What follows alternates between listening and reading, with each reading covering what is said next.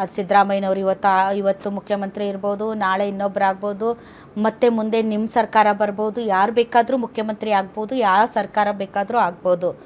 ನಿಮ್ಮ ಪೊಲಿಟಿಕಲ್ ಇಂಟ್ರೆಸ್ಟ್ಗೆ ನೀವು ಕರ್ನಾಟಕ ಪೊಲೀಸನ್ನು ನಿಮ್ಮ ಮೂಗಿನ ನೇರಕ್ಕೆ ಟೀಕಿಸುವುದು, ಖಂಡಿಸುವುದು ಅಥವಾ ಪ್ರೀತಿಸುವುದು ಇದು ಆಗಬಾರ್ದು.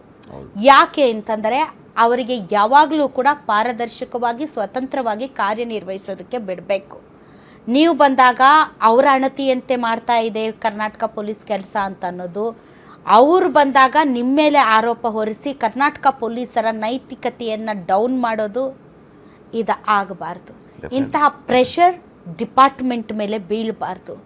ಇವತ್ತು ಒಬ್ಬ ಆರೋಪಿಯನ್ನು ಅರೆಸ್ಟ್ ಮಾಡಿರೋದು ಇದು ಒಂದು ಪ್ರಕ್ರಿಯೆ, ಅವ್ರ ರೂಲ್ ಬುಕ್ಕಲ್ಲಿ ಇರುವಂಥದ್ದು. ಅದಕ್ಕೆ ಸಿದ್ದರಾಮಯ್ಯನವ್ರು ಹೇಳಬೇಕಾಗಿಲ್ಲ, ಲೋಹಿತ್ ಹೇಳಬೇಕಾಗಿಲ್ಲ, ರಾಧಾ ಹೇಳಬೇಕಾಗಿಲ್ಲ.